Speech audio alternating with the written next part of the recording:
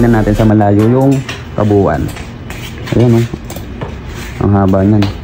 Maganda dito, kasya kasi yung malalaking gulong dito mga ka-classic. Tsaka syempre dagdag bruise ko na rin yung lapad ng inverted fork. So what's up mga ka-classic? So ito na nga pala yung update natin dito sa TMX125 na binubuo natin na cafe racer. Convert naman na natin yung mga lagayan ng monoshock dyan, ng lagayan ng battery. Tapos dito sa bagong kabitan ng tangke. Tapos itong inverted fork nya. Bali sa video na to, bubuin na natin to ngayon. Sa mga hindi pala nakakaalam sa design nito at hindi pa nakakapanood yung mga part 1, part 2 nito, ito nga pala yung design na binigay sa atin ng kliyente natin dyan at yan yung gagawin natin dito. Bali, andyan naman na yung mga ibang pyesa nya na ikakabit natin at pwede natin yung umpisan to. Ayan, unahin na natin kabit dito sa inverted fork para may kabit na rin natin yung gulong sa harap.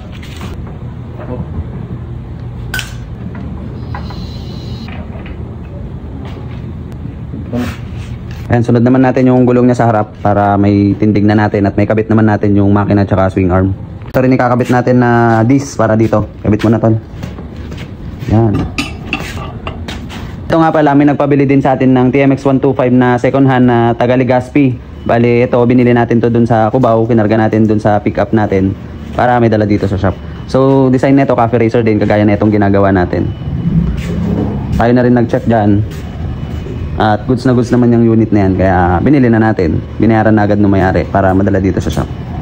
So, susunod na rin natin gawin yan, kakalasin, ipaprocess sa cafe racer build. Palit din na malalaking gulong, monoshock din yan. Halos parehong-pareho dito sa ginagawa natin. Yung inverted fork natin, ang pogi, lapad din. Dalas na kami nagkakabit nito mga ka-classic kasi halos ganyan na lahat yung mga ginagawa namin. Nakikita nila dun sa Facebook page namin. Tsaka ang maganda dito, kasya kasi yung malalaking gulong dito mga ka-classic. Tsaka syempre, dagdag bruise ko na rin yung lapad ng inverted fork. Patry natin yung sukat ng gulong na to. 130 by ito 130 by 80 by 17 yan. Tingnan natin dito. Yan. Tingnan natin mga ka-classic yung 130 na sukat. Ayun oh. Ayan so. 150 pa oh. Ang laki. Ang laki na nito pero maluwag pa rin siya dito. Kaya nakakapaglapad kami ng gulong. Try din natin yung ito kasi yung kakabit natin gulong diyan oh. 4.50 by 17 na Sawtooth classic tire. Try din natin tong 5.0. Sige, try natin sa pang likod niya to, pero try natin dito sa harap. Pero bibihira na yung nagkakabit ng ganito kasi masyado na siyang malaki. Base doon sa sisi ng motor, 125 lang kasi to. Pero kasang-kasya. Kaya itong inverted fork pwede yan sa Kawasaki Barako, TMX155. Okay. Doon kabit na natin yung gulong, na ikabit na yung disc. Oh, buwa ko ulit. Ayun oh, pasok. Itsura niya pag nakabit natin yung pangharap. Kasang-kasya yan, no? Kabit naman natin yung swing arm niya para may kabit natin yung panglikod na gulong. Makahirap-hirap po. Masak mo pare. So ito naman na yung kinonvert natin na bracket. Tapos dating may bracket na kasi itong swing arm na to kasi pang sniper to. Tapos yung dati niyang cover dito binutas natin para diretso dyan yung shock niya. Kasi yan lagay ng battery. Tapos yung side cover nito yung stock pa rin. Monoshock. Nag-U-bend na rin na tayo dyan at na-repaint na natin lahat. Yan, kabit na rin natin itong monoshock niya.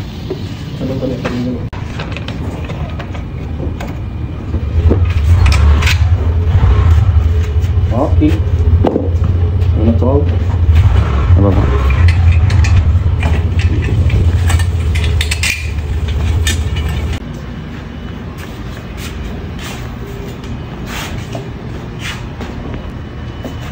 Yun. Kasang-kasya yan mga ka-classic kasi ang haba na ng swing arm niya. Parang etong swing arm na to sa sniper naka plus 3 na yan. Kahit hindi na tayo mag-extend dyan, sobrang haba na yan.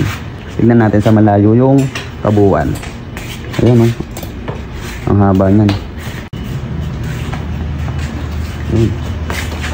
Ayan yung manibela na ikakabit natin clip on. Gil, pak! Ayun o. So, kabit natin dito to. Tama ba? Or, yan. Ganyan siya. Hindi pa siya kasya. Kailangan siyang pupukin. Kabit mo.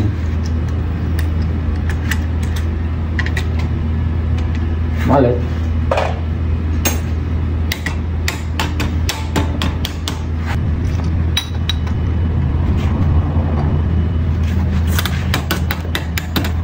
Lagay na rin natin itong handlebar nya. Bali ito lang yung pinaka bracket. siya.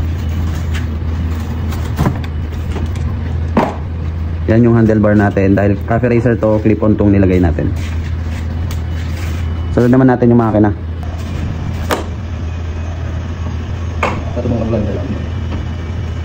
Tungkal.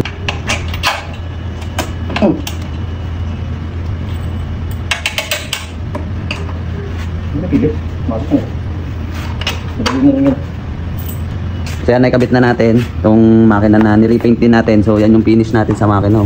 Pwede ka naman alamin. Kabit na rin muna natin itong tangke para may pakita natin. Hindi pa kasi tapos yung tangke, kulay itim pa lang yan. Hindi pa natin na top coat yan. Kabit din natin yung upuan nya. Yan.